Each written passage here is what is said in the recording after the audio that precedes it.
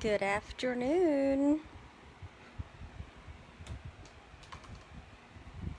Welcome. Welcome. Today is Sunday, September the 19th, and my name is Barbara Ragsdale. I'm a Stampin' Up! Demonstrator that lives in the San Antonio, Texas area, and I am live on Sunday afternoons at 3 p.m. Central Standard Time in order to show you all things Stampin' Up! So let's go ahead and get started. I'm going to go through a couple of announcements and then do a drawing for last week. When you come on, say hello.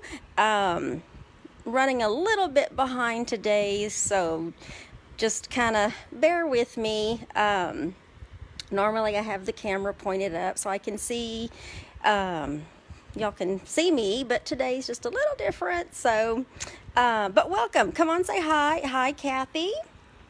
And let's go ahead and talk about the monthly online ordering special. Hi, Jessica. But before that, if you see a live in one of these top corners, that means you're watching me live. If you don't see it, you're probably watching the replay on either Facebook or YouTube. And if you're watching me from YouTube, thank you for watching my videos. And if you haven't already subscribed, you can hit the subscribe button and then turn on your alert so that you know when I post a video. And then if you want to get past all of the announcements, just fast forward a little bit till you start to see me doing some demonstrating with what we're going to be doing today. So let's see. Anyway, today's, this month's monthly online ordering special is using the Pretty Pumpkins bundle and the, what was it? Gorgeous Leaves bundle as well.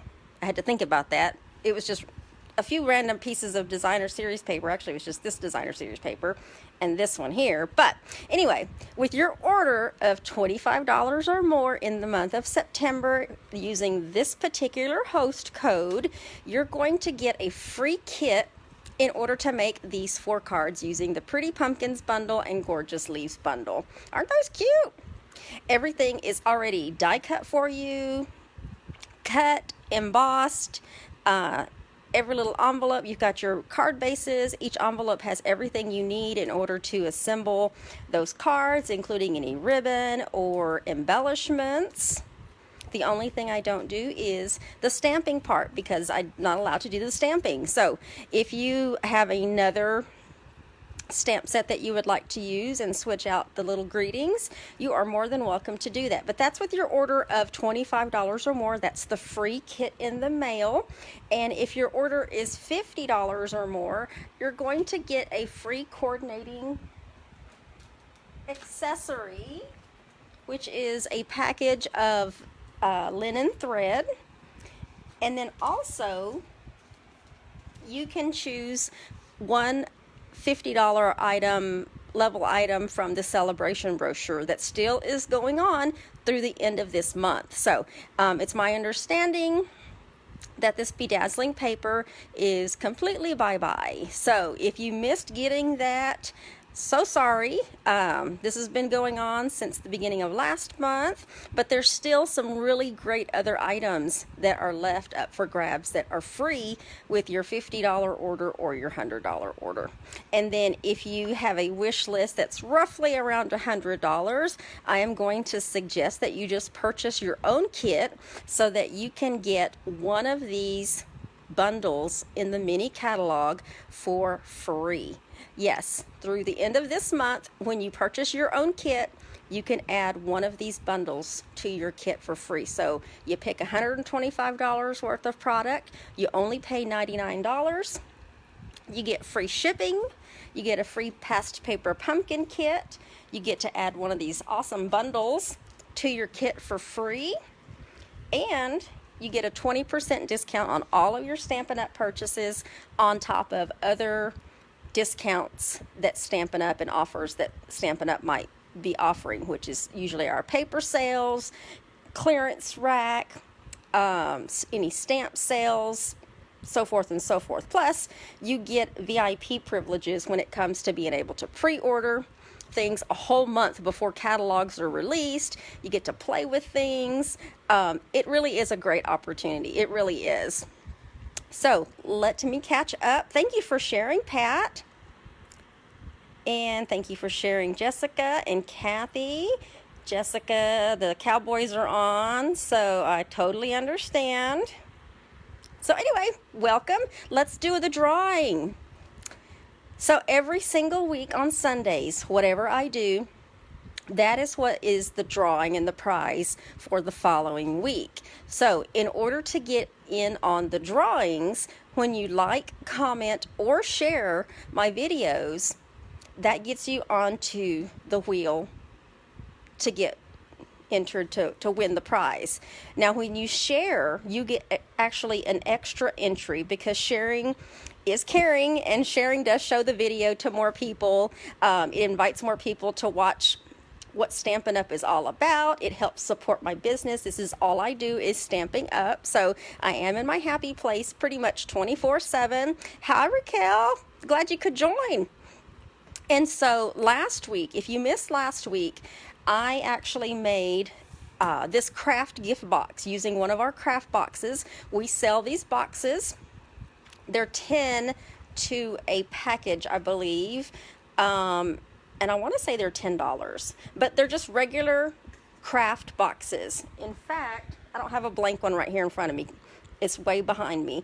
But I took this one and decorated it. Now, this particular box can be decorated just as a really cute box to give a gift in. But what I did with this one, I even broke out the poinsettia petals dies from last year that carried over, and then used some different ribbons. So this is just an idea that you can take the packaging that we sell and really turn it into an awesome gift. But this one was like an album, so it kind of has an accordion that comes out, and you can put pictures on it. You can really dress it up. So this one's kind of left pretty basic, and then the other side is the same thing. And this was using the Peaceful Place Designer Series paper, the specialty DSP, out of the mini catalog, which is gorgeous. Very tone on tone. It looks great with this craft. And then of course all of this folds back up into the box. I covered this piece up because normally you would see the back part of the window, but you can slide whatever you had. What do I have over here that I can slide in there? I don't, but if this was a card or something, you can slide this in on the inside. That way that picture or whatever you want to see shows through this window that's here. So we're going to be giving this away. Hi, Corin, I think I'm saying it right. Thank you for sharing, Donna. So let's give this away, and good luck to everybody that liked, commented, and shared my video from last week. It's exciting. I love giving prizes away, you guys. Let's see. Oh, Veronica. I don't know if you're watching, Veronica. I know you were trying to keep your eyes open, but you were really close. But Jackie won. So congratulations, Jackie. I don't see you on just yet, but I know sometimes you come on and sometimes you're watching the replay. So, but congratulations, Jackie. You won the craft gift box. So I have your address because you have won before. So keep a lookout in the mail for your prize. All right. We are going to be using the, what is this? Painted Christmas Designer Series paper with these two cards that I'm going to do today. So this paper is super gorgeous, and there's also a bundle. It comes in a bundle. You know, in your mini catalogs, I didn't look at the page beforehand, but I know it's right here in the front somewhere. There we go. It's actually an entire suite. It's called the Painted Christmas Suite. That's on page 16 and 17 and 18 and even 19 in your mini catalogs. But it's a complete suite. But all I'm going to be using is the Designer Series paper, and that's it. just using the DSP, and this is one side of it. And then when you flip it, you have these other sides that coordinate with those dies, the stamp set. Specifically, I know we're using this piece right here and this piece right here. And we're only using small pieces, so. But today I wanted to show you a really, really cool technique that I learned. And I had to learn this pretty quick because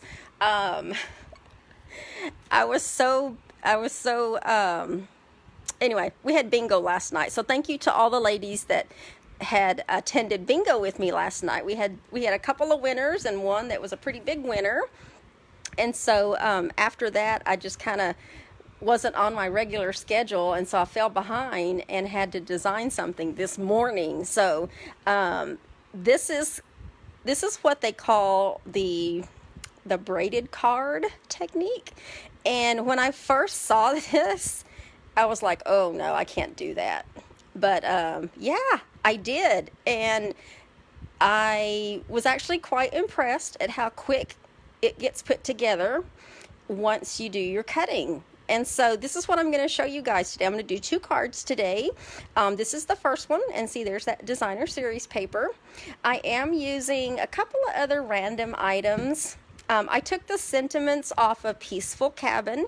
So this sentiment is this one right here. May you enjoy the peace of this beautiful season. And then the other one's going to be a thank you card. I wanted to do a thank you card. So let's get started. I'm going to show you how to do this. And I've got everything already kind of pre-cut, but I'm going to show you. By the way, there's a lot of these templates available online, and this is the best one that I've seen so far. And I wrote it down. Actually, I bookmarked it. So I'll have to go figure out whose template this was. But this is a template that I'm sharing that I got, and this was like the 3rd template that I tried, and this seemed to be the best one. So that's the one I'm going to share with you guys. But in order to do the braided card technique, Donna, have you done this before? Donna says it's a fun technique. It really is. Once you have it down, it really is. But let me go ahead and show you. And I'll try to break it down as easy as I can to remember. And let me bring this down just a little bit more so you can see it a little bit closer. But I have my regular card base. Okay, this is just standard cardstock, 8.5 by 5.5, folded in half. I cut down the template so that it could fit directly onto the card. On this particular one, there is a part that says top of the card and bottom of card. So this little piece right here is what you want to line up against the left side of your card. And you do want to make sure that this template is on straight and lines up with your fold. Okay, so I'm just going to adjust this, and you can put a glue dot if you want to hold it down, but I would actually suggest just using large, let me line this up, using large paper clips. There we go. And then try not to move it after you're done. Okay, so now you have this, and then you want to get your paper snips. These lines were already drawn on there. The key is when you go to cut your card, you want to cut with the lines, but you don't want to cut anything past where it stops. So what I learned is, I've used this template like 5 or 6 times already, but I just lined up my paper snips to where when I finished cutting, it would cut at the tip. So I'm just moving my paper snips. I'm cutting with the lines. I don't know if you can see me. I'm lining up my snips to where when I finish cutting, it cuts at the end of where that line is. I would think that after, a few more times of using this particular template, that you would probably just want to, print out another template. This is just simply on a regular piece of paper. It's printed on a regular piece of paper, by the way. So after you go over it a few times, I'm starting to see little shavings off on the side. I want to make sure I don't go past that line. And then the last one. Okay, so there we go. So I cut all the way up to each one of these lines, and they're staggered. They're staggered there for the braid. And let's see, pull that off. Let me pull my template off, and then what I'm left with is all these lines that are happening on my left. And then when you open it, you can see the other side's been cut as well. The key is on the bottom one right here. This is the one that you want to fold down, and when you fold that down, I would suggest every time you fold it down to use maybe the tip of your bone folder, or you could use, you know, if you have some pretty strong nails, you could use your nails. You know, I don't know if your polish might come off, but so I would suggest really your bone folder is just burnish those edges down, because you want those folds to be nice and neat. Okay, so that one, of course, you don't want to leave that one there, because see how it's folded past the card? So what we're going to do after we have this nice and neatly folded down, we're going to pop that back into place, close our card, bring it back up this way from the front. Let me show you that piece right there. It's popped up straight, and then you want to bring it down flat. Let me burnish that there. You want to take your snips and you want to cut it right at the line straight. Okay, so this might take a little time to get it, but you do want to cut it basically perpendicular to the card. And then you have this little piece that's left. I can open it. So you have this little piece that's left. Keep this piece, okay? So just put that off to the side. And then when you open your card, if you need to trim, like that one right there, looks a little rough. Excuse me. So if you have like an X-Acto knife or something and you really want to clean up these little edges, just get your X-Acto knife in there, because I think it was a little difficult for me to get my snips in there and get it to where it would actually, like, you know, take off anything that was left over. There we go. That's cleaned up a little bit. So you want nice clean edges on there. Okay, so then after that you have the rest of your braid. What you're going to do is every other one you're going to pull down. So let me show you what I mean by every other one. So every other one, you've got this one, and then you have this one. This is the one we're going to pull down. So every other one from this point forward all the way to the top, we're going to fold down towards us. You could also do it to where it's on the back side as well. I did notice that. So depending on where you want your braid to go, on the inside or outside of your card, you could do it both ways. Yeah, you could do it both ways. Okay, but what you do want to do is when you fold these down, you want to make sure that these tips line up with your fold so that everything is straight. And then after that, you want to fold this back like that. That is how simple that is. And then after that, just keep going. Every other fold, fold it down straight, as straight as you can get it. It might want to bend if a measurement is slightly off, and then just take that and fold it underneath. And you can start to see this card come together. Burnish that. Fold it underneath. Fold that down. We got one more to do, and then that other little piece that came off, fold that, and then the last one is right up here. Fold that down. Let's get that straight. You can make it straight if for some reason it doesn't want to come down straight. Just make it straight. Okay, and then fold that down. There you go. So we're almost done. Remember this piece right here? So this little piece is going to go right there. So what we need to do is you can take a glue dot. I'm going to use Tombow glue, and I'm going to put a little bit of glue up here at the top. if you're worried about it, you know, this Tombow glue is pretty good. It's pretty sturdy. And we're going to put that at the top. And like I said, depending on which way you fold, your braid could be either on the inside or the outside.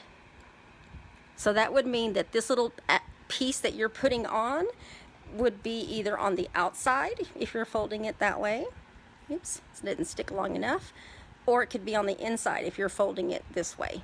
Okay, so I'm actually going to fold it to where that piece is on the outside. And I think on the second card, I'll do it to where it's like on the inside.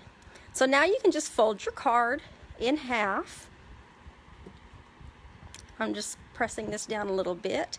And then you have your braid on there. That's how easy this is. Look at that. I know I've seen some other ones that were kind of a little more, and if for some reason you see anything hanging off the edge, just take your snips. It's all about lining up and making sure that these little edges, you know, are pretty clean when it comes to doing that. So now we're going to decorate it. And so I have a piece of, I think these are both the same. No, this one goes on the inside. They're supposed to both be the same, but this one is just 1/8 of an inch less wide than the front. And I'll give you the measurements. So this one's going to go on the inside. That way you have some space to write something or stamp a sentiment on the inside. And then this one is going to go on the front. Put this one on the front. This one is 3 1/8 by 5 1/4. So it does make a difference to add that little bit of width to it, even though it's just 1/8 of an inch. And then this one is 2 7/8 by something else. I'll have to write those measurements down later. Okay, and we're just going to put this piece on. It's basically just 1/4 of an inch all the way around, so we can mat this piece on there. The only ink I'm using in both of these cards is Evening Evergreen, and this particular label comes from the Tasteful Labels dies. Okay, so we're going to stamp our sentiment. May you enjoy the peace of this beautiful season. We are going to pop this up with a couple of dimensionals.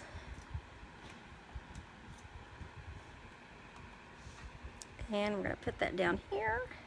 That is a little crooked. I'm going to end up changing that later. But I wanted to go ahead and use the Silver and Epoxy Essentials. So these are basically, these are really, really shiny. So I can bring that up. Those are really, really shiny, and these are more clear. Silver and clear. And I used the silver ones on these. And I used the ones that look like a little teardrop. I thought those were kind of cool. I have never seen anybody use those just yet. Let's get that on there. And I want them to look like a teardrop, so I kind of put them that way, but I guess they could go either way. We're going to put 3 of them on here. I can get this one up. I don't know why my adhesive won't hold down. Put that one there. I guess it all depends on where your little pine cones end up. Where you can put these. There we go. We'll put that one right there. Okay, now as far as the ribbon, I am using the white glittered organdy ribbon just because I wanted it to be able to really pop out against that Evening Evergreen. So I took I think it's a 12-inch strip. And to get it to be on the front of the card but able to where you're able to open the card all the way, you want to just put it on the top layer of your braid, and you want to put it down basically insert it from the inside. And just push it through 2 of those holes. There we go. And then you can close it, and then you can tie it. And you don't want to pull it too tight that you crimp your paper, your cardstock. So, and then just tie a bow. And if you need to use reversible tweezers to finish this off, you can. And then just fix your bow. Fix your bow, your tails, your loops. It wants to go this way, so I think I'll just let it go where it wants to go. There we go. If you have a bow that has a mind of its own because of the way it's being tied, I can suggest that you can just take a glue dot. Take a glue dot. Let's take a glue dot. I want my bow to stay, and put it maybe right there and just kind of hide it. So there you go. That kind of keeps it in place and then gives you the opportunity to trim your tails. There you go. So that you have a bow on your card. So there you have it. There is card number 1, the braided card technique. Thank you for sharing, Jess. Thank you, Kathy. And Joanne, it is really easy. Hi, Lisa. Okay, so there's card number 1. And then card number 2 is going to be very, very similar.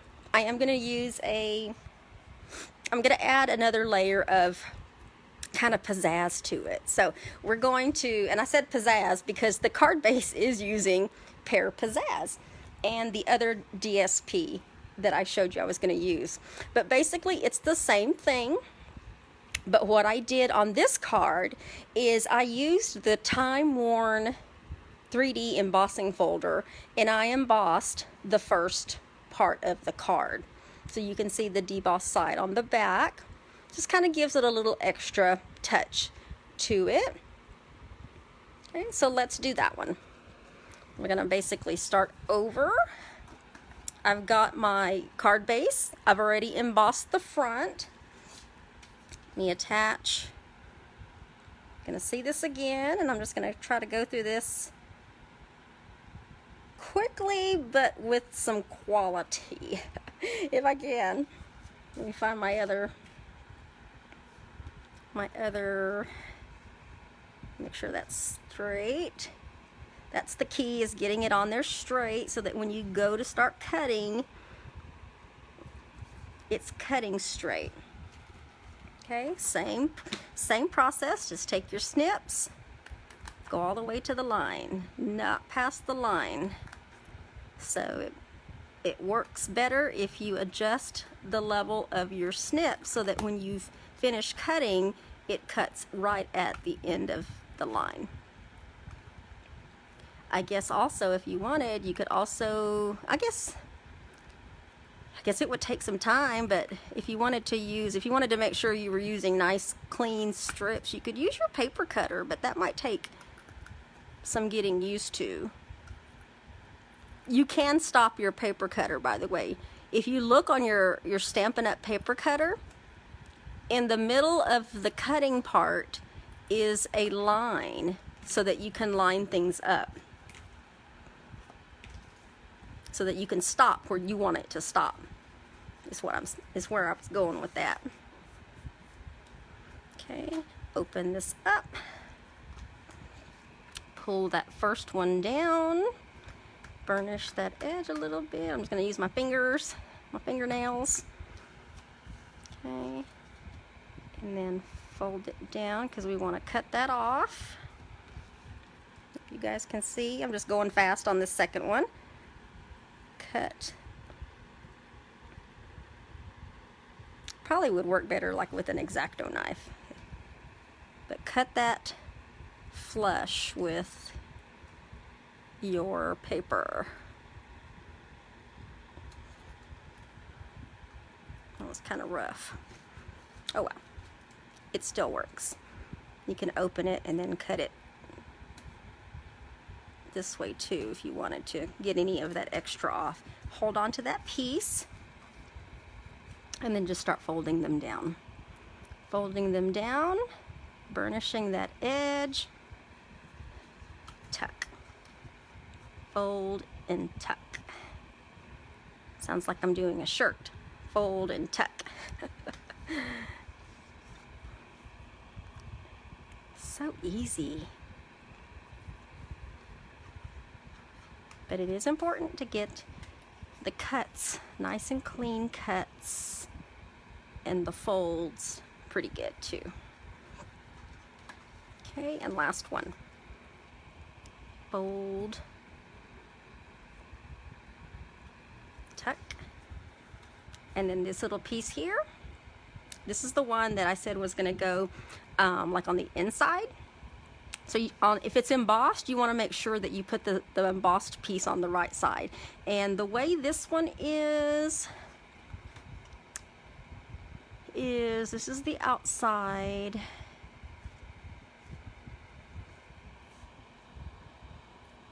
Had to flip it the other way. I had to flip it the other way in order for it to show on the right side. Get some glue on the top so it'll stick to the cardstock. Put that on there and line it up in the center. Press that down, give it just a minute to stick to that cardstock, and then just tuck it.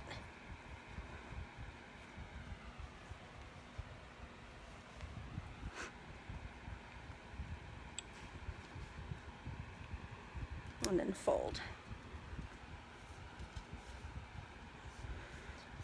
Okay, and then I have a contour die, and then I have this piece of designer series paper that's going to mat on the inside. Let's put that in so that we can see that little stitching happening. We're going to pop this up with dimensionals. Put one on each corner. Last one. I'm going to put that in the front. I'm going to use the clear ones, and I'm going to use the clear round ones on this card. Oh, I said clear. I said clear. Here we go. We're going to put one up here. I'm going to put one right here. And then we'll put another one down here. And then I have 2 punches from the double oval punch, and we are going to stamp thank you in evening evergreen on our little white piece here. Uh-oh. Let's flip it. I pressed too hard. Not pressed too hard there. There we go. Much better. And then put some adhesive on there. We're going to mount it on the scalloped piece of Pear Pizzazz. Pop this up with the dimensional. Put that in the center. And then I also have our Baker's Twine little pack. And I seem to be missing my white twine. Let's see.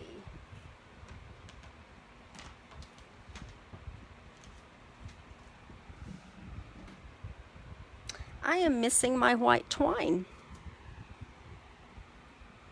Let's see if I put it in a drawer. Oh, yeah, I put it in a drawer.